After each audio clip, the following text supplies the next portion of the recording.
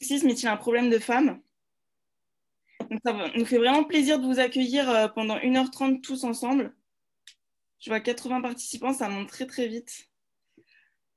Nous serons deux animatrices, Lou Rouxel et moi-même, du coup Clémence Lafargue. On est toutes les deux étudiantes en dernière année de master spécialisée à l'EM Lyon. Comme vous le saviez, hier c'était la journée de lutte contre les violences faites aux femmes. Et aujourd'hui, avec ce projet de webinaire dédié au sexisme et aux violences faites aux femmes, on souhaite vraiment vous informer et vous amener à réfléchir en fait sur les modèles mentaux sexistes présents dans notre société aujourd'hui. Et c'est vraiment des modèles mentaux qui touchent toutes les femmes sans aucune distinction, quel que soit leur âge ou quel que soit leur statut, qu'elles soient étudiantes, qu'elles soient salariées, entrepreneurs, fonctionnaires, bénévoles, profession libérale ou bien mère au foyer. Voilà. Donc, tout d'abord, juste avant de débuter, on voulait juste vous informer que si vous avez des questions durant le webinaire, n'hésitez pas à les poser dans la partie Q&R du bandeau en bas. Et on prendra une session de 20 minutes à la fin du webinaire pour y répondre. Et puis, on vous donnera également des liens de plusieurs ressources gratuites sur le thème qu'on va aborder aujourd'hui si jamais vous souhaitez continuer l'expérience de votre côté. Donc, je pense qu'on peut commencer. On est à peu près une centaine de participants. Ouais, 92 participants actuellement. Je vois que dans la conversation, il y a aussi pas mal de messages.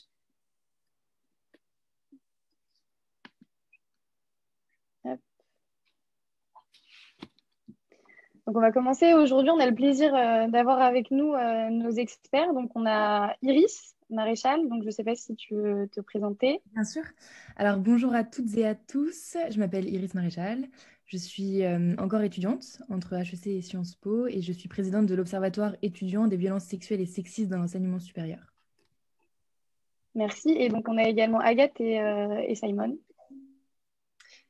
Bonjour à tous et à toutes, on est vraiment ravis d'être là. Donc on est donc Agathe et Simon, on est tous les deux étudiants en troisième année à UM Lyon Business School et on a lancé en janvier l'initiative Balance ton stage qui vise à sensibiliser, informer et former autour du sexisme en entreprise. Bonjour à toutes et à tous, comme Agathe, cofondateur de Balance ton stage et encore étudiant à l'EM Lyon. Parfait. Donc, pour débuter ce webinaire, on va vous poser une petite question à travers l'outil WooClap. Donc, vous avez le QR code normalement qui s'affiche sur la présentation. Vous pouvez directement le scanner ou alors taper le lien wooclap.com/SPOSOA. Et donc, sur ce lien, on va venir vous demander à quoi fait référence pour vous le mot sexisme. Donc, on vous laisse répondre. Il n'y a pas de bonne ou mauvaise réponse. Hein. C'est vraiment juste pour entamer ce webinaire.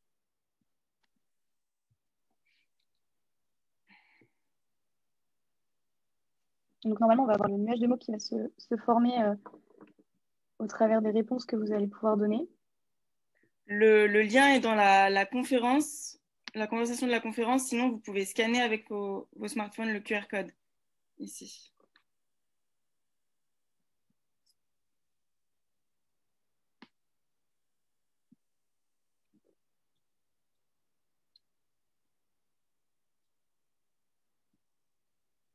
Ok, on a actuellement 30 personnes de connectées sur WooClap.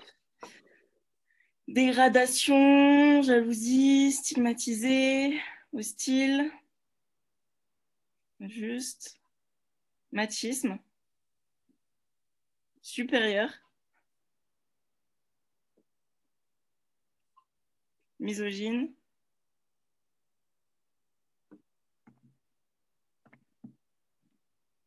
discrimination, Éducation.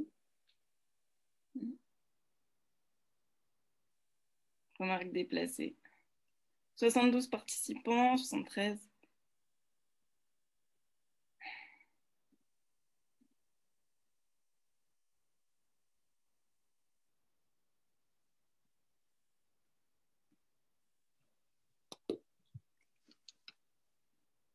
Je ne sais pas si vous voulez peut-être commenter ces mots, Iris, Agathe et Simon. Ouais, je peux même commencer par définir le sexisme et le fait que discrimination soit le premier mot, le mot arrive en tête, c'est tout à fait vrai. Parce que nous, on aime bien avec Agathe prendre une définition très claire du sexisme, qui est celle du Larousse, qui définit le sexisme comme une attitude discriminatoire fondée sur le sexe. Donc c'est vraiment une discrimination qui est au cœur du sujet, dépendamment du sexe. Et alors, Agathe et Iris, vous voulez rebondir? Je continue sur la définition du sexisme. Continue, on interviendra après, t'inquiète pas. Ok, ouais. Alors, pour continuer sur la définition du sexisme, on peut voir que le sexisme se manifeste sous des manifestations très variées, plus ou moins explicitement. Ça peut être très implicite également. Et on considère comme sexistes des actes aussi bien physiques, donc ça peut être des attouchements, des viols, des féminicides, que verbaux. Ça peut être des sifflements, des insultes à caractère sexuel, des blagues, tout ce genre de choses. Et également des normes sociales, donc le fait de devoir être viril pour des hommes, ou être tempéré ou douce pour des femmes. Tous ces sphères-là sont du sexisme. On peut aussi dire que les hommes et les femmes sont concernés, sont touchés différemment. Et on peut également dire que les femmes sont souvent touchées plus durement, plus violemment. Et donc, c'est extrêmement intéressant, tous ces mots. Agathe, si... Oui, c'est vrai que tous ces mots-là illustrent bien ce que c'est ce que le sexisme et tout ce que ça, en fait, ça implique en termes de comportement et d'actes. Donc voilà, une fois qu'on a donné une définition du sexisme en disant que c'est voilà, des actes, mais aussi des comportements verbaux, le sexisme il se manifeste donc différemment.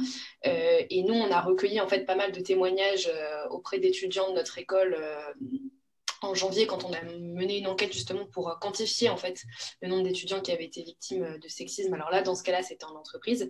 Et donc, on voulait aussi vous lire aujourd'hui certains témoignages, donc quelques exemples. Par exemple, on a eu ce témoignage-là. Vous allez voir votre supérieur pour lui poser une question sur votre travail et celui-ci vous répond: avec ses longues jambes, tu peux me poser toutes les questions que tu veux. Ça, qu'est-ce que c'est? C'est une remarque sexiste et en fait, aux yeux de la loi, c'est un outrage sexiste. Et c'est punissable de 750 € d'amende. Et c'est Iris qui va vous développer ensuite exactement ce que c'est que la pyramide du sexisme et qui va vous définir tout ça. Et puis, on voulait juste vous lire aussi une deuxième citation, c'est le fait que parfois, vous allez avoir une répétition en fait de ces remarques-là, qui vont être considérées comme du harcèlement sexuel, comme par exemple votre supérieur vous fait chaque jour des réflexions lourdes sur votre physique, du genre tiens t'as bronzé ce week-end, je peux voir ta trace de maillot, ou tiens t'as tes règles aujourd'hui parce que tes seins sont plus gros que d'habitude. Donc voilà, c'est différents témoignages qu'on a reçus, on en a reçu beaucoup aussi à travers notre compte Instagram, et c'est vrai que c'est souvent assez frappant, quoi. Voilà, Iris, si tu veux développer justement sur les différentes manifestations du sexisme. Alors, ce qu'on a vu dans le WooClap, c'est qu'il y avait aussi des termes comme harcèlement sexuel, agression sexuelle, et justement, ça nous amène à cette pyramide. Si tu peux la montrer, Clémence. Alors, l'idée, c'est derrière le... Voilà, super. Alors, l'idée de cette pyramide que vous connaissez peut-être, c'est qu'on a tendance en fait à banaliser les éléments qui sont en bas de cette pyramide. Donc, ce qu'a défini Simon comme le sexisme. Alors, ça va être des propos sexistes, des blagues sur le viol, des propos homophobes. Et ça va conduire, en fait, petit à petit, à banaliser, à excuser des comportements qui sont situés au-dessus, tels que harcèlement sexuel, agression sexuelle et viol. Alors, je voulais revenir quand même très succinctement sur les définitions, puisque c'est essentiel de comprendre vraiment bien ce que sont ces faits. Harcèlement sexuel, c'est le fait d'imposer à une personne de façon répétée des propos à caractère sexuel. Alors, il y a cette idée de répétition qui est extrêmement importante. Typiquement, un ou une professeure qui va vous envoyer des mails dès que vous êtes en cours avec lui et va commenter votre tenue, typiquement. Alors, ce qui est important aussi de noter, c'est que la notion d'harcèlement sexuel contient récemment maintenant la notion de chantage ou de menace. Donc, il n'y a pas forcément besoin de répétition. S'il y a chantage ou menace, c'est du harcèlement sexuel.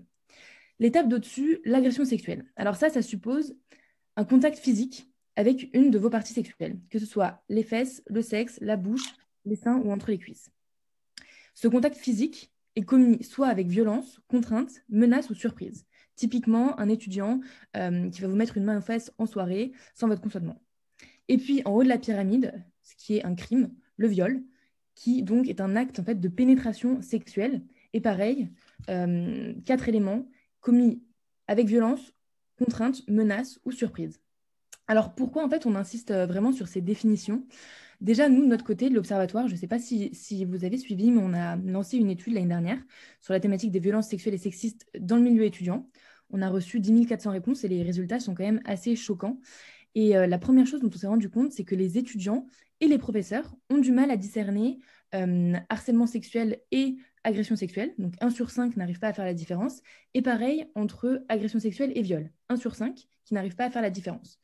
Et en fait, si on ne connaît pas ces mots-là, c'est difficile pour les victimes et pour les témoins de réaliser ce qu'ils vivent ou ce qu'ils voient. Et ensuite aussi de réaliser les conséquences pénales. Et typiquement, le fait d'utiliser des mots autres, c'est ce qu'on va voir par la suite et ce qu'Agathe va expliquer, qui ne sont pas les mots juridiques corrects, ça va entraîner une banalisation. Et c'est ce qu'on appelle plus largement la culture du viol. Okay. Un grand merci Iris, Simon et Agathe d'être revenus sur ces définitions et sur ces mots-là qui, comme vous l'avez dit, sont très parfois mal employés, très souvent mal employés. Je voudrais à présent mettre en avant 2 auteurs qui sont Yuval Noah Harari, qui est un historien et professeur d'histoire à l'université à Jérusalem, et Ivan Jablonka, qui est un auteur français et professeur d'histoire contemporaine à l'université de Paris. Ces 2 ouvrages ont été écrits Sapiens en 2011 et Des hommes justes en 2019. Donc dans les années 2000, c'est relativement récent. Je vais vous lire les passages. Mettre les enfants au monde a toujours été le travail des femmes, parce que les hommes n'ont pas de matrice. Autour de ce noyau universel, pourtant, chaque société accumula couche sur couche des idées et des normes culturelles qui n'ont pas grand-chose à voir avec la biologie. Plaisir, reproduction, nourrissage, les femmes servent. Ces fonctions s'inscrivent dans un cycle de vie. Jeune fille à garder vierge, elle va servir. Femme mariée, elle sert. Femme ménopausée, elle ne sert plus. Une vie à servir. Servir à quelque chose, mais aussi servir le mari, servir les enfants, les malades et les personnes âgées. Pourquoi on a choisi ces 2 ouvrages? Parce qu'en fait, ils présentent les 2 la femme comme étant une mère féconde et nourricière. Cette représentation en fait, de la femme mère féconde, elle a débuté depuis la préhistoire, c'est-à-dire il y a plus de 3 millions d'années. Et malheureusement, ça semble toujours d'actualité aujourd'hui. En fait, les auteurs ici, ils soulignent que nos rôles, nos statuts, nos droits et nos devoirs dans la société sont dictés par un mythe, le fait que l'homme aurait potentiellement plus de valeur que la femme. Et les auteurs, ils nous expliquent que les différences biologiques, elles peuvent potentiellement expliquer la suprématie masculine aujourd'hui dans notre société. Ces ouvrages, ils contiennent beaucoup d'exemples, vraiment je vous les conseille. Il y a aussi des citations qui prouvent que la société, elle a toujours fait en sorte de maintenir la femme dans une position d'infériorité par peur, par ignorance ou bien par croyance. Et Ivan Jablonka, il s'adresse aux hommes dans son livre. Il veut en fait que les hommes prennent conscience de l'injustice de cette inégalité et qui est une inégalité ancestrale dans notre société. Et donc, en fait, grâce à ces ouvrages, on peut repenser les relations hommes-femmes et peut-être parvenir à une forme de justice des genres. Donc, est-ce qu'aujourd'hui, la place des femmes a évolué dans la société? Est-ce qu'il y a vraiment une évolution probante, selon vous? Alors, plusieurs choses. C'est clair qu'il y a une évolution. Ce qui est important de noter, de notre côté en tout cas, c'est ce que j'ai pu voir, hein, qu'il y a une libération de la parole. Alors, la grosse question, c'est est-ce qu'il y a une augmentation des violences faites aux femmes ou est-ce qu'il y a une libération de la parole? Si je peux un peu parler sur les chiffres que nous, on a obtenus, du coup, sur la place des femmes, là, en particulier des étudiantes, les chiffres qu'on a sont quand même dramatiques. Sur les 10 400 réponses qu'on a dessus, en moyenne, une étudiante sur 10 déclare avoir été victime d'agression sexuelle et une étudiante sur 20 déclare avoir été victime de viol. Donc, c'est vrai que c'est des chiffres qui sont alarmants et qui témoignent vraiment de la place de la femme, de l'étudiante, là en l'occurrence, aujourd'hui. Je peux peut-être laisser Agathe, je ne sais pas, je pense que vous avez des chiffres également sur la question dans le monde du travail. Simon, tu veux intervenir sur cette question-là? Ouais, tout à fait, ouais. Alors, déjà, on est tout à fait d'accord. On a fait exactement le même constat que toi, Iris. Ouais, c'est que c'est extrêmement dur de quantifier la libération de la parole sur ce sujet.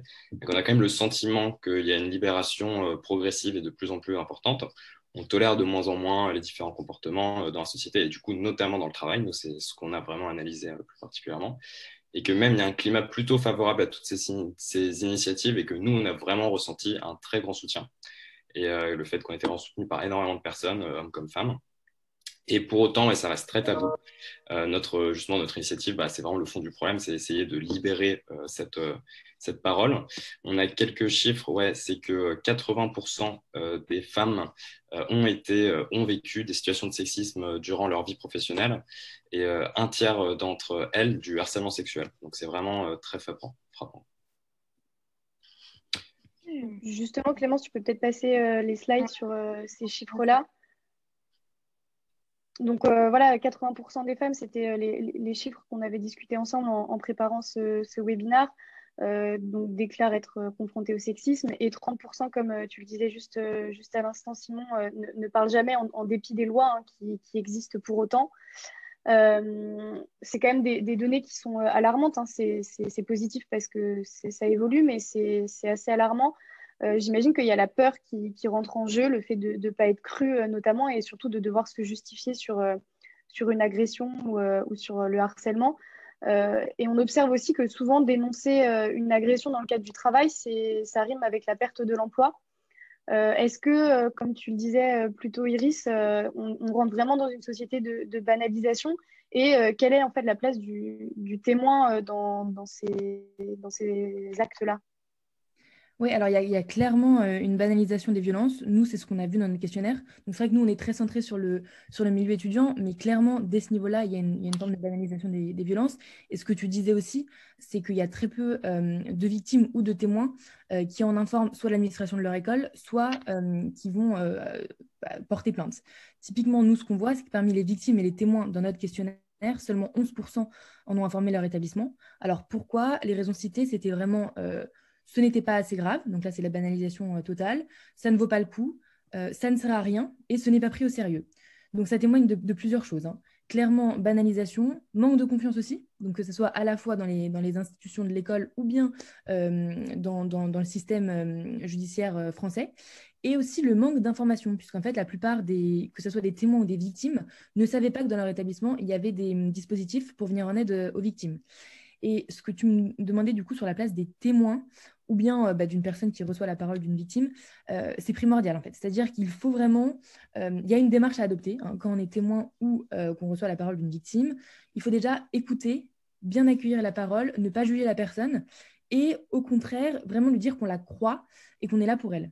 Parce qu'en fait, ce qui est terrible, c'est que dans le cas des violences sexuelles et sexistes, à la différence des autres délits et des crimes, la victime se sent coupable. Il faut absolument inverser cette culpabilité et donc éviter des questions du style est-ce que tu es sûre, tu étais habillée comment, c'est pas si grave, mais en même temps tu avais vraiment bu. Tout ça, en fait, ça va conduire au fait que la victime va se sentir plus coupable qu'autre chose et va pas oser en parler. Donc ça, vraiment, première étape, on écoute, on reçoit, on ne juge pas et on dit qu'on croit la personne.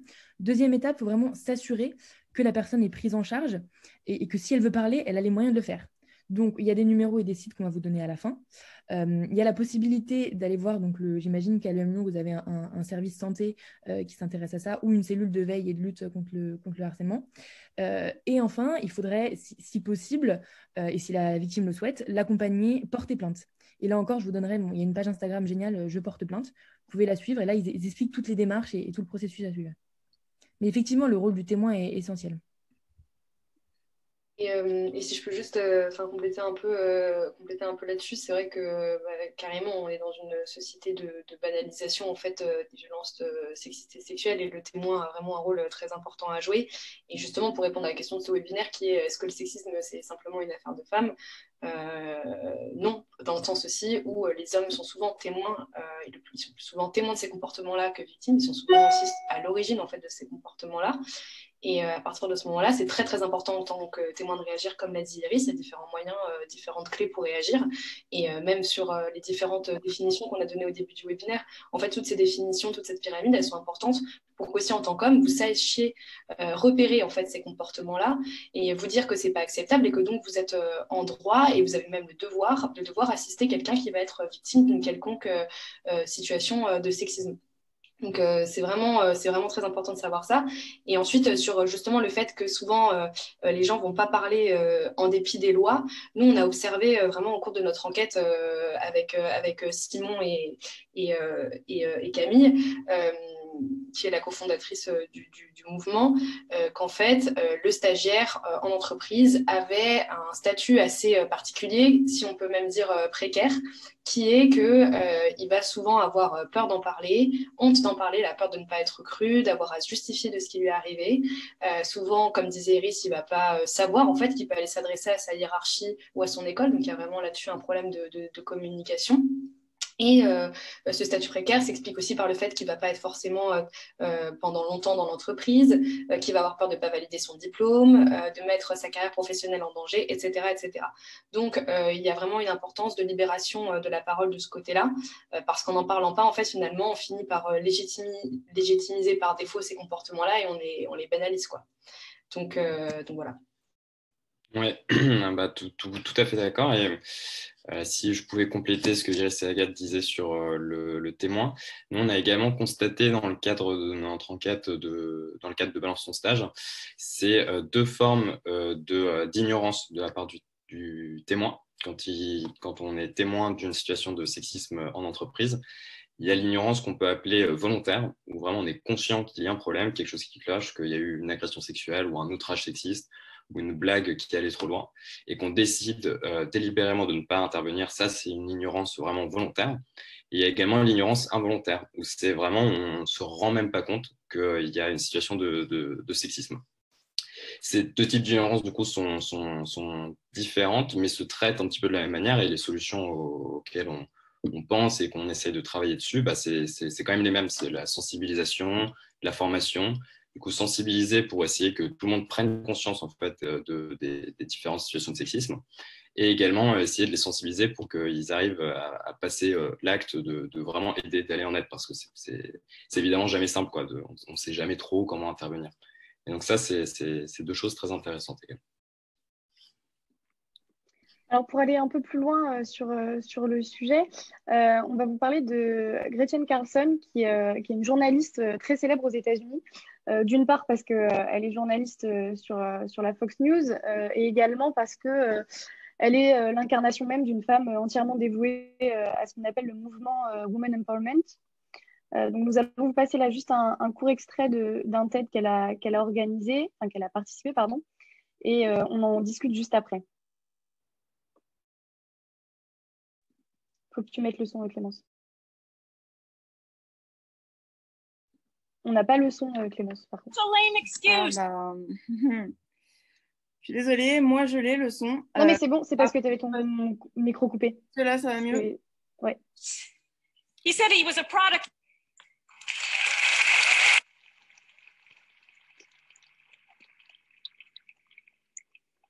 He had such a lame excuse.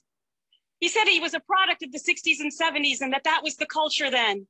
Yeah, that was the culture then. And unfortunately, it still is. Why? Because of all the myths that are still associated with sexual harassment. Women should just take another job and find another career. Yeah, right.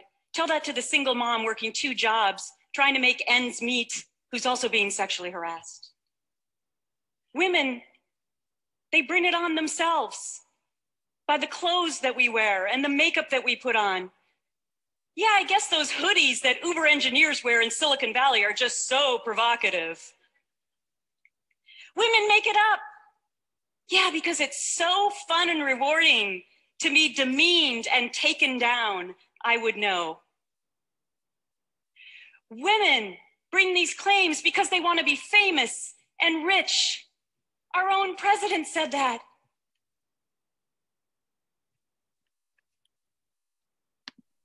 Donc là, la journaliste parle vraiment de sa propre expérience du harcèlement sexuel au travail, et donc elle identifie les 4 mythes qui sont pour elle liés aux femmes et qui portent vraiment préjudice et décrédibilisent surtout les victimes. Donc à écouter vraiment ces mythes, ce sont finalement les femmes qui sont responsables des agressions. Qu'est-ce que vous, dans vos différentes organisations, vous avez pu faire ressortir à ce propos-là?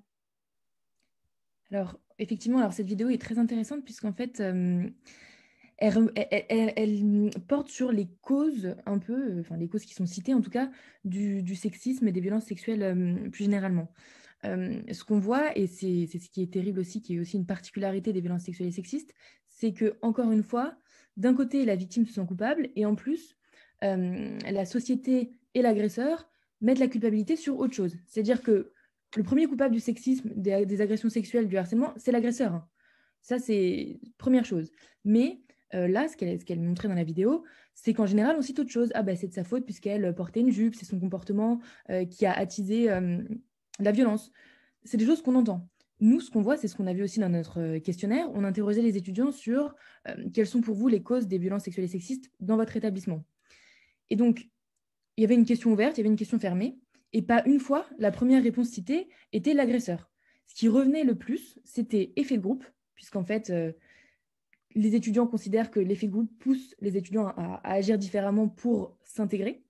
Deuxième raison, l'impunité, donc le fait que l'administration ou la justice ne punissent pas assez les agresseurs.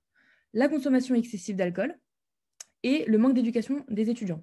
Donc ça, c'était les 4 raisons principales. Et on voit ici qu'en fait, bon, c'est des éléments importants et à prendre en compte, notamment quand on fait des préventions et de la sensibilisation. Mais ce qu'il faut vraiment savoir, c'est que la première cause de ça, c'est l'agresseur. Bah, on est carrément d'accord, c'est quelque chose sur lequel on insiste aussi beaucoup, c'est que quand vous êtes victime d'une quelconque parole ou d'un quelconque comportement sexiste, la seule personne à blâmer, c'est l'agresseur et c'est absolument pas vous. Et ça, c'est quelque chose qu'on a observé en fait au cours de notre enquête, ces 2 phénomènes. C'est le phénomène d'abord de minimisation d'un premier côté et ensuite le phénomène de culpabilisation. C'est-à-dire que souvent, on observe chez les victimes de VSS et aussi par les personnes à qui elles en parlent, ce phénomène de minimisation et de culpabilisation. C'est-à-dire que d'un côté, la victime va elle-même se dire bon, bah, déjà, je minimise dans le sens où ça aurait pu être plus grave. Par exemple, parfois, certaines personnes avaient été victimes d'agressions sexuelles, elles disaient bah, je sais que ça aurait pu être plus grave, j'aurais pu être victime d'un viol. Alors oui, ça aurait pu être plus grave, mais bon, il faut quand même quand même savoir que quand on est victime d'une agression sexuelle, ça peut être quand même particulièrement traumatisant. Et une fois qu'on va minimiser, on va aussi culpabiliser en se disant mais peut-être que si j'avais réagi dès le début, peut-être que si dès le début je lui avais dit que sa blague, elle m'avait mis mal à l'aise, bah, ce ne serait pas arrivé. Et d'un autre côté, quand la victime, elle va aller en parler autour d'elle, par exemple, elle va aller en parler à sa famille, à sa hiérarchie, à son école, parfois la parole elle est libérée, elle est très bien accueillie et il y a une aide et il y a une sanction derrière. Et parfois, de la part des personnes à qui on en parle, il y a aussi cette minimisation et cette culpabilisation de t'es sûr que tu n'exagères pas, t'es sûr que tu mens pas, comment est-ce que tu le prouves, tu vas pas en faire tout un foin, le gars il est dans l'entreprise depuis 15 ans donc on va pas commencer à aller lui foutre une enquête sur le dos, ou l'école qui va dire bah oui mais cette entreprise elle emploie je sais pas combien de personnes par an, c'est un partenaire, par exemple il nous finance, on va pas forcément se les mettre à dos. Donc il y a quand même pas mal de phénomènes à l'œuvre, dont la culpabilisation et la minimisation qui justement favorisent le fait qu'on va pas mettre la faute directement sur l'agresseur, et c'est quelque chose qu'il faut quand même rappeler, c'est que la première cause c'est l'agresseur. Après c'était une question qu'on nous a posée là dans le chat sur justement d'où vient le sexisme. Le sexisme vient à chaque fois de l'agresseur, mais forcément, c'est ce qu'on a dit au début, ce qu'on a essayé d'évoquer avec Iris et Simon sur la définition du sexisme, le fait que ça touchait plus les femmes et différemment les femmes. Ça vient de quoi? Ça vient de l'éducation, de comment est-ce qu'on éduque les hommes et les femmes, des modèles mentaux dont on a parlé, des mythes. de la socialisation et du fait qu'on intériorise des comportements, que parfois les hommes vont se permettre des choses qui ne devraient pas se permettre et de manière plus ou moins consciente, que les femmes vont permettre parfois aussi des certains comportements, vont pas forcément savoir les repérer et se dire bah ouais c'est pas normal, la limite de l'acceptable elle est pas là où je pensais en fait. Donc voilà, bon, on pourrait en parler pendant des heures de d'où vient le sexisme, mais je pense que c'est pas mal de dire quand même que ça vient aussi d'un contexte culturel, historique, social, économique. Voilà, ça s'explique par une multiplicité de facteurs. Et du coup, justement, sur la minimisation des mots et de l'auteur, on va y revenir. Donc hier, pour la journée de la lutte contre les violences faites aux femmes, le média Brut a publié une vidéo de Caroline Dehaas. Donc Caroline Dehaas, c'est une femme engagée particulièrement dans les violences faites aux femmes. C'est une femme politique, une militante féministe. Elle est notamment porte-parole de Oser le féminisme et porte-parole de l'organisation Nous Toutes. Donc je vais vous passer la courte vidéo de Brut. Imaginez, vous êtes en soirée avec des potes et là vous avez une copine qui dit « Oh là là, hier dans le métro j'ai été victime d'un attouchement ». Et puis 1 heure après, vous avez une autre copine qui dit « Oh là là, hier soir dans le métro j'ai été victime d'une agression sexuelle ». Laquelle des deux expressions paraît la plus grave? Sur laquelle des deux expressions vous vous dites « Waouh, il y a un truc vraiment grave qui s'est passé ». En fait, sur la deuxième, sur l'agression sexuelle. Parce que ces mots, agression sexuelle, qualifient les choses de manière juste. Voilà. Donc c'était vraiment très très court. J'imagine aussi que vous avez peut-être lu les 2 phrases qui sont à côté de la vidéo. Donc sur l'exemple de la voix passive, John l'a frappé ou elle s'est fait frapper par John. En fait, c'était très interpellant ces propos de Caroline Dehaas et autant cette utilisation de la voix passive parce qu'aujourd'hui, on constate tous les jours, que ce soit à la radio, que ce soit aux informations, sur les chaînes de télévision, dans les articles de presse, mais également dans les comptes rendus des procès, qu'il y a une utilisation excessive de la voix passive et une mauvaise employabilité des mots pour parler des violences. En fait, sans nous en rendre compte, de manière automatique, en fait, si je peux dire, nous excluons l'auteur des violences. Et vous, est-ce que ces formes d'expression ne provoquent pas, même dans une forme inconsciente, je veux dire, une forme de tolérance vis-à-vis des actes sexistes et des violences sexuelles? Ouais, bah, ce qui est sûr, c'est que la langue française, de manière générale, les règles grammaticales, mais surtout en fait l'usage de la langue véhicule des clichés sexistes, une hiérarchisation finalement des sexes. On attend dès l'école primaire le masculin l'emporte sur le féminin, des choses comme ça. Donc forcément, au bout d'un moment, on commence à intérioriser ces choses-là. Et plus encore, en fait, en dehors de ces règles grammaticales, on a aussi la banalisation en fait d'actions violentes. Et donc c'est exactement ce dont parle Caroline Dehaas dans cette vidéo, et ce dont en fait Nous Toutes, donc le collectif dont elle fait partie, a parlé là dans plusieurs campagnes de communication récemment. Donc nous on voulait vous parler de différents usages en fait qui vont minimiser ce qui se passe, banaliser ce qui se passe, et en fait ne pas qualifier l'acte tel qu'il est. Donc il y a par exemple les abus sexuels. Bon, bah, c'est une expression qui n'existe pas aux yeux de la loi. Le plus souvent, un abus sexuel, c'est une agression sexuelle, voire un viol. Et c'est comme si on avait, entre guillemets, abusé d'un droit. Donc de disposer, par exemple, du corps de l'autre. Or, on ne va jamais disposer du corps d'autrui. Et par exemple, un autre terme, le mot baiser volé. Alors, parfois, le baiser volé, il décrit un baiser entre adultes consentants qui vont se draguer, se chercher. Et puis, voilà, du coup, c'est chou parce que c'est consenti. Mais quand il n'y a pas de consentement, là, on parle d'une agression sexuelle. Donc, le mot baiser volé, il va quand même bien minimiser la réalité de la chose et le traumatisme que ça peut infliger à la victime. Et puis, pareil, donc il y a d'autres exemples, gestes déplacés. Alors que généralement, on parle d'une agression sexuelle. Oui, c'est ce que dit donc Clémence, les crimes passionnels aussi. Les propos limites, entre guillemets. Alors, les propos limites, donc on sous-entend peut-être que la ligne n'a pas encore été franchie, alors que généralement, on parle d'outrage sexiste, d'harcèlement sexuel. Pareil pour les attouchements, pareil pour les frotteurs. Un frotteur, c'est quelqu'un qui est à l'origine d'une agression sexuelle généralement. Donc, il faut vraiment faire attention à comment est-ce qu'on en parle dans la sphère privée et aussi justement dans les médias, parce que finalement, ça véhicule derrière certains clichés et puis ça banalise certaines actions. Ouais. Ouais, je suis entièrement d'accord avec Agathe. Donc, il y a cette utilisation du langage et du vocabulaire qui est essentielle. Et en parallèle, du coup, on parlait de la grammaire et de la voix passive. Et je voulais juste revenir sur deux éléments bibliographiques, je pense, qui peuvent vous intéresser. Alors, il y a ça, enfin, vraiment, cette utilisation de la voix passive, elle a fait couler beaucoup d'encre. D'un côté, je ne sais pas si vous connaissez Val Plumwood, qui est une militante pionnière de l'écoféminisme. Donc, c'est tout un mouvement, en fait, qui essaye de créer des similitudes et qui prouve en fait qu'il y a des similitudes entre les systèmes d'oppression des hommes sur les femmes, ouais, et les systèmes en fait de surexploitation de la nature par les humains. Et avant de mourir, sa recommandation, c'était vraiment de commencer par utiliser la voie active pour renverser cette tendance et redonner à la femme et en parallèle à la nature toute la puissance qu'elles ont. Donc ça, Val Plumwood d'un côté, excellent ouvrage, je vous le conseille vraiment. Et en parallèle, je voulais vous parler d'autre chose, donc c'est une Emily Martin, qui est une sociologue américaine, qui a fait sa thèse sur la thématique The Egg and the Sperm. Et globalement, elle explique que dans les livres de sciences, quand on parle de la fécondation, typiquement, les scientifiques utilisent des termes très péjoratifs pour parler de l'ovaire, quelque chose de sale, et ils utilisent surtout la voix passive, le fait qu'en fait l'ovaire subit la fécondation par les spermatozoïdes, qui est décrit comme quelque chose de puissant, de nombreux, qui a vraiment une image beaucoup plus propre, si vous voulez, et puissante que l'ovaire qui représente la femme. Et en fait, elle explique que ce vocabulaire et cette utilisation et cette présentation de la fécondation entraînent aussi des stéréotypes dès le plus jeune âge, et donc de la manière qu'on voit les sexes.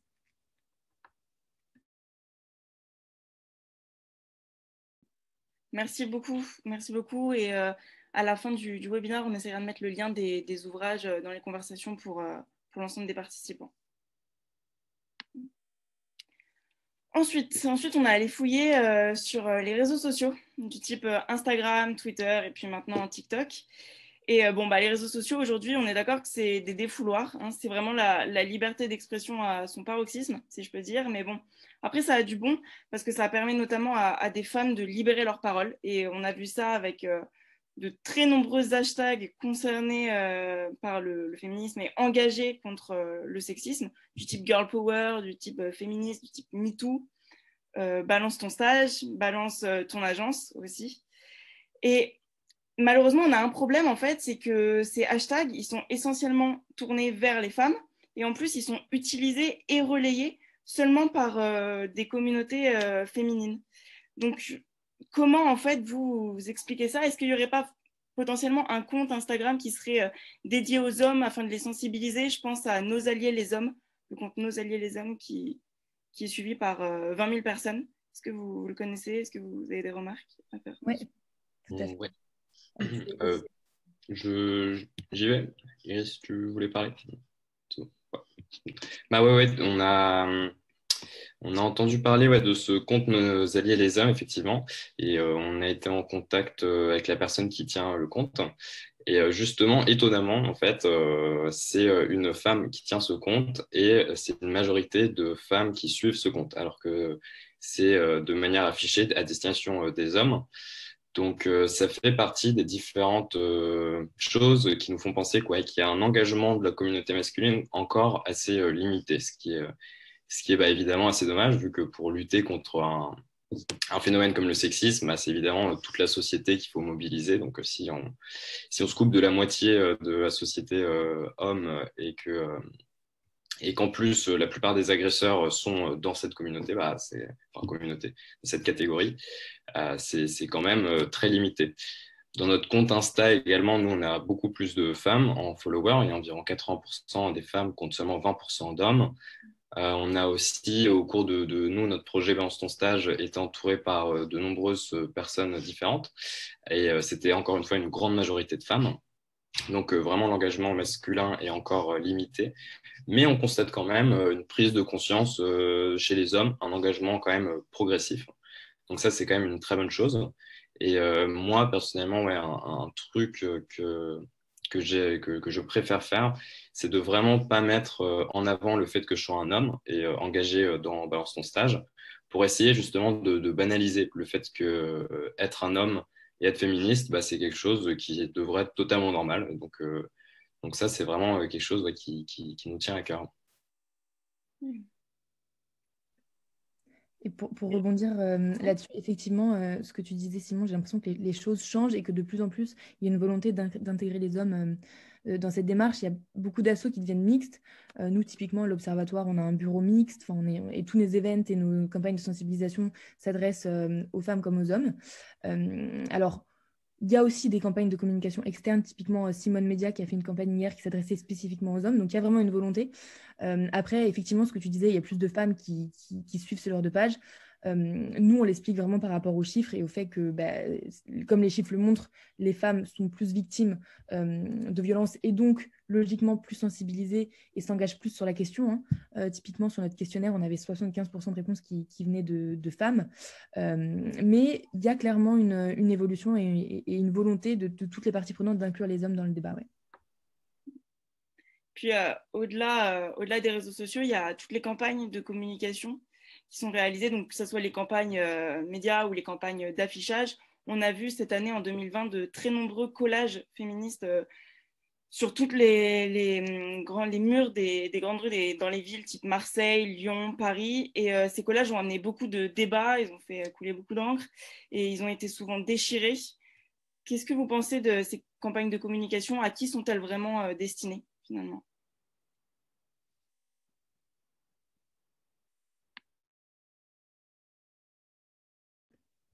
Oui, alors clairement, là, ce qu'on voit sur les campagnes, c'est que voilà, on essaye vraiment de voilà, inverser la culpabilité. Comme papa, il a tué maman avec des couteaux, voilà, on remet l'axe sur le fait que l'agresseur ou là, le tueur, c'est le père.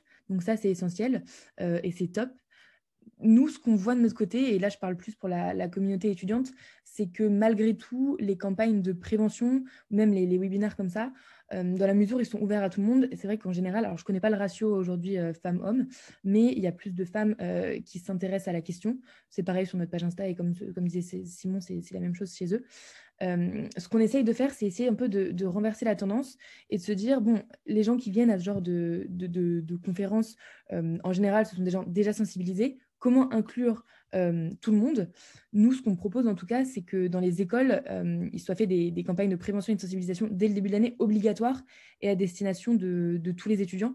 Et on est vraiment convaincus du fait que les écoles ont un rôle à jouer là-dedans et que, voilà, que c'est essentiel de former l'ensemble des étudiants, hommes et femmes, dès les études supérieures et de manière obligatoire, pour ensuite qu'ils soient plus sensibilisés et qu'ils puissent plus réagir face à ce type de campagne de communication.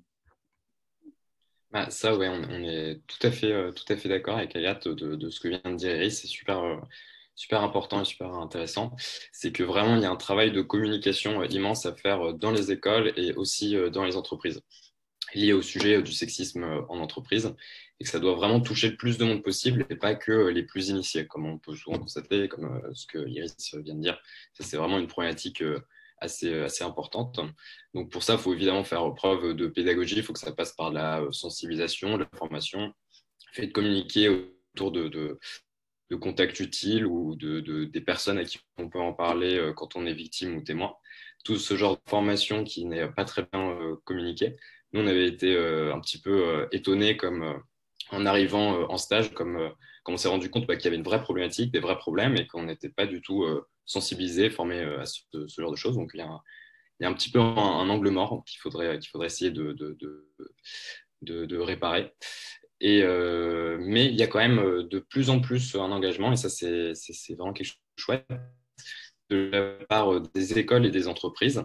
Par exemple, nous, on est en collaboration en ce moment avec l'EM Lyon pour essayer d'avoir un suivi renforcé de la part de l'école sur les stagiaires. Donc, pour que, en cas de problème, ils puissent contacter facilement l'école et avoir des conseils, avoir des informations pour comment réagir, ce genre de choses.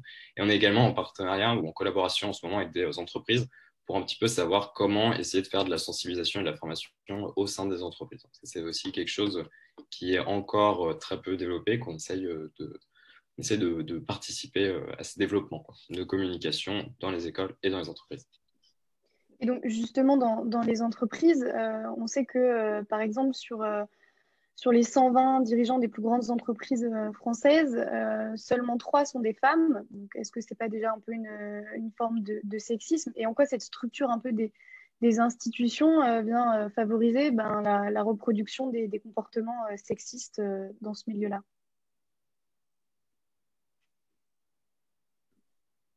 Iris, tu veux y aller ou j'y vais? Vas-y, je répondrai après pour la partie plus... Ce qui est sûr, c'est que carrément, on a remarqué que la structure des institutions favorise la reproduction des comportements sexistes. Bon, nous, on a surtout observé ça dans le monde du travail, dans les entreprises. Souvent, on a affaire à des entreprises assez hiérarchiques. Il y a vraiment un poids de la hiérarchie qui est facteur de reproduction en fait, de ces situations de sexisme et surtout de leur impunité. Hein. C'est à partir du moment où la personne à l'origine des propos ou actes est un supérieur ou une supérieure hiérarchique, on va avoir plus de mal à aller la confronter ou aller alerter sur ce qui est arrivé. Et en fait, on se rend compte que même quand on ne parle pas forcément d'entreprise hiérarchique, en fait, c'est simplement le fait d'être dans une structure qui va favoriser la reproduction de ces comportements. Je m'explique. Dans le sens où, par exemple, même dans des entreprises moins hiérarchiques, par exemple des startups, parfois, on ne va pas avoir de service RH, on ne va pas avoir de référent au sexisme, comme c'est obligatoire dans les entreprises de plus de 250 employés. Et en fait, du coup, ça va aussi empêcher aux victimes d'aller en parler parce qu'elles ne vont pas avoir de référent direct qui se dire je peux y aller, quoi, je peux aller en parler. Puis pareil, le fait que tout le monde se connaisse, ça va aussi faire peut-être que la victime ne va pas sentir d'aller en parler. Donc en fait, ce qu'on remarque, c'est que de manière générale, dans la société, il y a le sexisme qui existe. La structure de la société favorise la reproduction des comportements sexistes. Et une entreprise, ça peut être considéré comme une micro-société finalement, ou même ça va être encore plus accru, en fait, ces situations-là, et encore plus banalisées et encore moins punies. Ensuite, sur tout ça, parce que bon, il ne s'agit pas de dire qu'on ne peut rien faire contre, on remarque qu'il y a quand même une volonté de la part des entreprises depuis quelques années de libérer la parole sur ce sujet-là et de faire évoluer les choses. Voilà, on entend beaucoup parler des politiques RSE, des nouveaux services qui sont créés, qui s'appellent diversité et inclusion, etc. Il y a des choses qui sont faites et qui marchent pour faire avancer les choses. Il y a par exemple l'initiative Stop, qui a été fondée par L'Oréal, EY et Accor et qui est constitué d'une soixantaine d'entreprises, de grands groupes français qui justement s'engagent à lutter contre le sexisme ordinaire en entreprise. Et là, c'est un acte d'engagement, donc c'est-à-dire qu'il faut qu'il y ait des actions concrètes pour changer les choses. Il existe des règles, une entreprise qui fait partie de cette initiative, elle se doit de les appliquer. Et on vérifie chaque année qu'il y a eu une avancée et on quantifie en fait ces choses-là. Après, il y a souvent aussi un hiatus en fait entre le discours que va avoir l'entreprise et la réalité des choses. Forcément, on avance, il y a une libération de la parole et des changements. Ce qu'on a observé quand même, c'est que les classes dirigeantes restent souvent masculines. C'est ce que vous disiez, les filles, quand vous disiez que il y a que 3 femmes donc dirigeantes d'entreprises du CAC 40, c'est ça? C'est bien ça ce que vous avez dit? Ouais, ok. Oui, donc, c'est ça. Ouais, ok. Et donc en fait, ça montre que les classes dirigeantes, elles restent souvent masculines, d'une certaine génération, avec certains a priori et surtout une expérience vécue en fait, qui est différente de celle des jeunes hommes et femmes de notre génération. Donc en fait, parfois, ils peuvent peut-être avoir l'impression que c'est pas un problème qui les concerne ou qui concernerait leur entreprise. On a dialogué avec certains services justement RSE de grosses entreprises qui nous ont dit, en fait, les dirigeants, souvent donc hommes, la cinquantaine, haute génération, ils ont fait des grandes études, ils étaient dans des grandes écoles, etc. Et ils nous disent qu'en fait, c'est un cliché, que le sexisme touche leur entreprise et qu'en fait, c'est pas possible que ça les concerne parce que ça ne peut pas toucher les gens les plus, entre guillemets, éduqués. Alors à ce moment-là, on n'a pas tous la même définition de ce que c'est que l'éducation. Il ne suffit pas de faire d'être dans une grande école pour être éduqué. Et donc voilà, on remarque que parfois, en fait, c'est parmi les plus éduqués que ces comportements-là sont les plus insidieux et les plus installés, et c'est difficile de faire changer les choses. Alors forcément, ça va être difficile d'aller confronter quelqu'un qui a une cinquantaine d'années d'une autre génération. Ça va être plus difficile de lui faire prendre conscience de ces comportements-là et de la nécessité de lutter que si on s'adresse à un enfant qui reste à construire, etc. Mais donc voilà, c'est carrément dans les institutions, il y a encore des choses à faire. Ouais, je suis entièrement d'accord avec toi, Agathe, et ce que tu disais sur le fait qu'effectivement, même les élites, dans les élites, il y a ce problème-là, c'est clair. Nous, notre questionnaire, c'est ce qu'il a montré aussi. Et en plus, on avait pas mal de commentaires sur le fait que, encore plus au sein de l'élite, il y a ce sentiment d'impunité et on peut faire ce qu'on veut. Et je voulais aussi ajouter un autre point, qui est en fait que ce manque de femmes dans des positions de responsabilité peut être aussi expliqué par tous les choix qui ont été faits en amont, lors des études, le choix des filières, le manque de femmes qu'on voit dans tout ce qui est études scientifiques et financières. Et donc là aussi, ça questionne encore plus tout ce qui est structure de la société et la manière dont on éduque les enfants. Donc il y a pas mal d'études qui ont été faites à ce sujet. Dans les pays nordiques, justement, ils font pas mal de tests en mettant en place des études non genrées, neutres au niveau du genre, pour voir en fait si les étudiants se développent autrement et si du coup on essaye on va dire de refermer ce gap qu'il y a entre les filles et garçons au sein des différentes filières.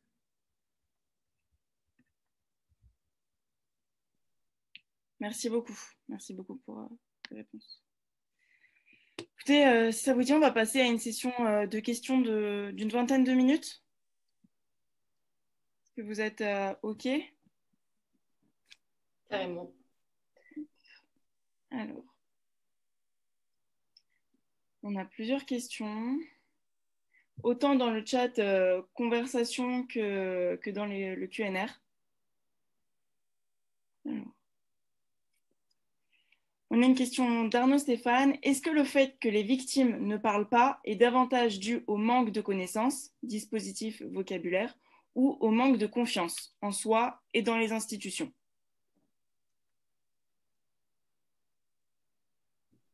J'y vais. Vas-y, Agathe. Ça, je pense qu'on y a un peu répondu au cours du webinaire, voilà, en filigrane, c'est que en fait, les victimes, elles parlent pas. Il n'y a pas qu'une seule cause du fait qu'une victime ne va pas parler, il y en a plusieurs. Et là, c'est ce qui est évoqué dans la question, en fait, c'est que déjà, elles parlent pas parce que parfois, en effet, elles sont pas conscientes de ce dont elles sont victimes, hein, c'est-à-dire qu'elles vont pas savoir mettre les mots sur ce qui leur arrive, ou alors elles vont minimiser encore une fois ce qui leur est arrivé, et donc se dire qu'il n'y a pas de quoi agir contre. Et ensuite, une fois qu'on sait ce dont on a été victime, parfois on ne parle pas justement parce que on n'a pas les clés pour savoir comment réagir, on ne sait pas à qui on peut en parler, on ne sait pas comment en parler, on ne sait pas comment se protéger. Et même si on sait comment en parler, en fait, parfois on va avoir peur que les sanctions derrière ne soient pas prises. Par exemple, entre aller en parler à vos amis ou à votre famille de ce qui vous est arrivé, où vous savez que vous allez avoir une oreille attentive, etc. Parfois, par exemple, la difficulté d'apporter des preuves, la difficulté d'aller devant la justice, de porter plainte, va aussi dissuader les victimes d'aller raconter ce qui leur est arrivé. Donc voilà, je pense qu'il y a plusieurs éléments de réponse sur cette question-là. Alors par contre, je tiens à signaler, je vois passer la question dans l'audience de ce webinaire, quelle est la part d'hommes et femmes? On vous transmettra dès la fin du webinaire la répartition sur l'événement. Il n'y a pas de souci. Ensuite, les questions dans tous les sens. Une question de Cyprien. Tout à l'heure, vous avez évoqué le fait que le vocabulaire, la grammaire avait une influence sur la dominance du masculin sur le féminin. L'écriture inclusive est-elle donc un moyen de lutter contre cette dominance selon vous?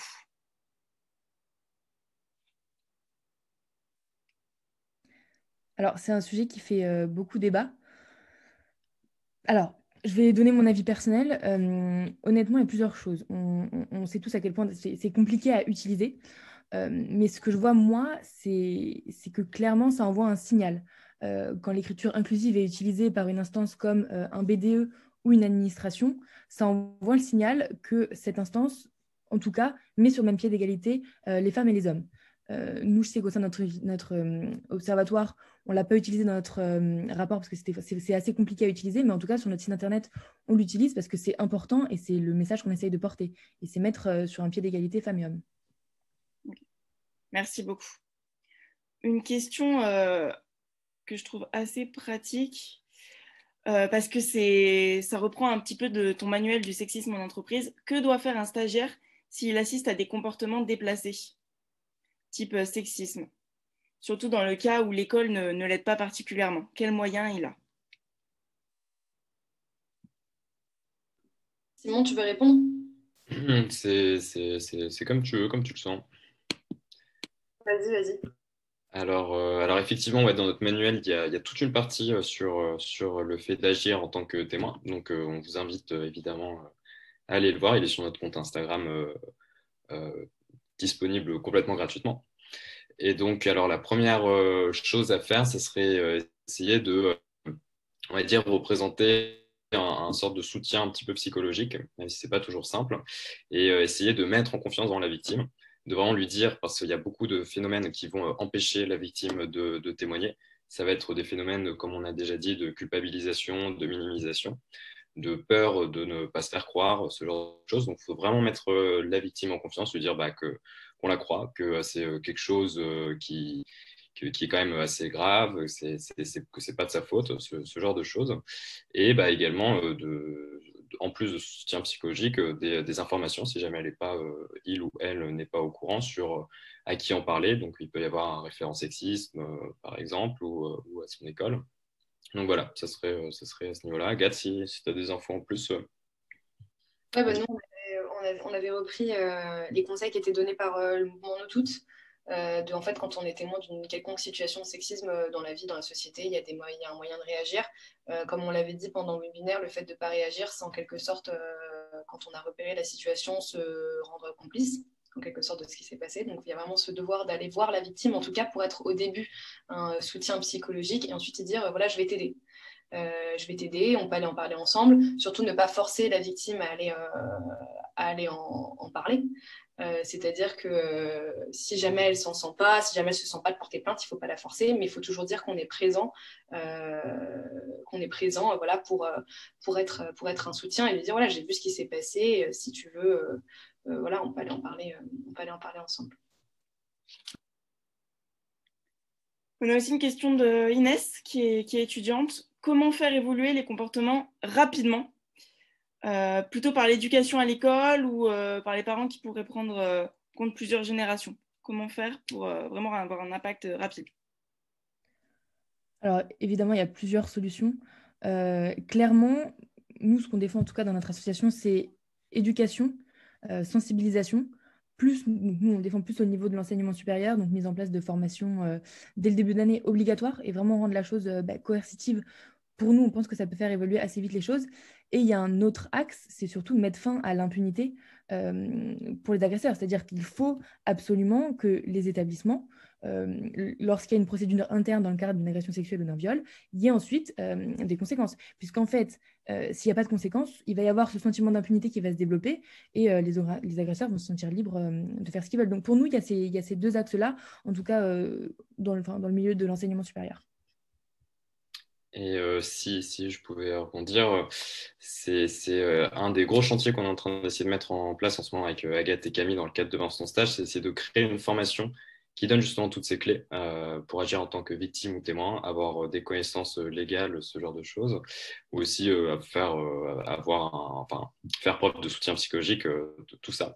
On aimerait créer une formation qui aura lieu au début au sein de l'EM et qu'on aimerait diffuser au maximum au sein du plus d'établissements possible, du supérieur.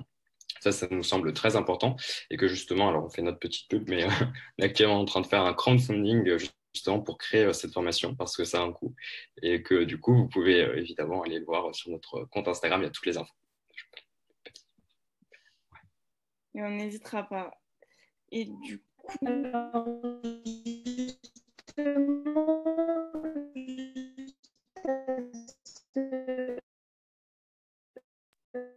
On ne comprend pas du tout, Clémence, ça bug.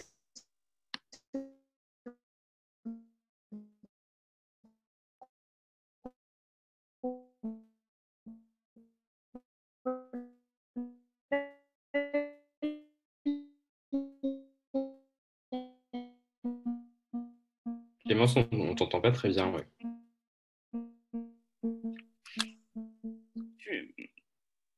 Est-ce que tu ne serais pas connecté sur un autre? Je viens de me déconnecter. Donc, est-ce que ça va mieux? Ça va beaucoup mieux. Ça va mieux là, ouais. Ouais, je suis vraiment désolée, il y a dû avoir un écho. Effectivement, parce que même moi, j'entendais ma voix derrière. On avait une dernière question, du coup. Est-ce que vous avez des lectures à conseiller pour les personnes qui ne croient pas du tout au phénomène de sexisme? Alors moi, de mon côté, je peux vous conseiller un livre Stop, Présente de Lorraine Bastide. Il est vraiment bien parce qu'en fait, il se base sur des chiffres Et il décompose en fait toutes les sphères de la société, que ce soit la présence des femmes au sein des entreprises, la présence des femmes dans la ville, donc tout ce qui est fait donc, en termes de mobilier urbain, puis même la manière dont les femmes interagissent avec la ville, et la place des femmes en politique. Et se base vraiment sur des chiffres, donc il est top. Pour un cadeau de Noël, c'est vraiment bien.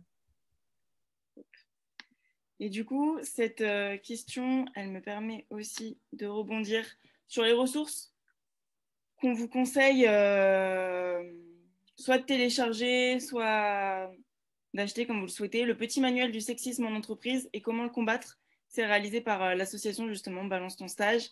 Simon et Agathe, si vous voulez rebondir dessus. En tout cas, il est génial s'il y a des étudiants là en ce moment qui nous écoutent, qui vont débuter leur stage ou bien qui vont rentrer dans la vie active professionnelle en CDI, CDD ou tout autre contrat, ça leur donne vraiment les clés pour pouvoir répondre justement à ces abus. Aussi, pour les DRH qui sont présents ici, on a à prévenir le harcèlement sexuel au travail. Et enfin, le site de l'Observatoire sur les paroles étudiantes sur les violences sexuelles et sexistes. On voulait aussi vous rappeler les numéros utiles. Je ne sais pas si Iris... Oui, bien sûr. Alors, effectivement, pour finir dessus, je pense que c'est bien que vous ayez les numéros. Bon, les réflexes à avoir quand vous êtes victime ou témoin d'une violence sexuelle et sexiste, clairement, essayez d'en parler. Si vous êtes témoin, accueillir la parole, ne pas juger, croire la personne. En parler le plus possible à son école. Alors, normalement, il y a des dispositifs qui sont mis en place. Alors, je ne sais pas si, je ne connais pas très bien le M Lyon, mais est-ce qu'il y a une plateforme de signalement en ligne qui existe, potentiellement un pôle santé avec des psychologues qui savent accueillir la parole de victimes, une cellule de veille et d'écoute pour les situations de harcèlement. Donc ça, c'est au niveau de l'école. En parallèle, porter plainte si c'est possible. Je vous ai donné une page Instagram Je porte plainte qui est top. Et là, on vous a relisté tous les numéros nationaux d'aide et d'écoute pour les violences sexuelles et sexistes. Le plus simple, 3919. Pour les situations de viol, le collectif féministe contre le viol, qui est une association qui gère et qui aide les victimes pour ces situations. Et vous pouvez aussi consulter la cartographie de l'Observatoire sur notre site internet. Et en fait, on liste l'ensemble des solutions qui existent à destination des étudiants, que ce soit pour des étudiants victimes ou pour des étudiants qui veulent s'engager sur la question. Voilà. Merci beaucoup. Merci beaucoup. Alors, j'ai un message de notre animatrice Lou qui vient de nous expliquer que sa communication avait lâché, qu'elle ne pourrait pas revenir sur l'enregistrement actuellement. Je n'ai plus accès aux questions pour éviter tous les bugs. Est-ce que vous, de votre côté, vous voyez des questions qui restent sans réponse ou elles ont toutes été à peu près répondues dans le chat ?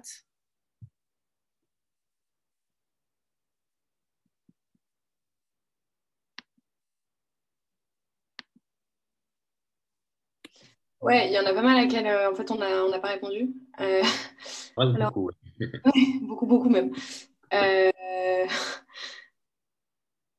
Alors attendez. Pourquoi les hommes ne se sentent pas engagés ou le fait d'agir contre le sexisme?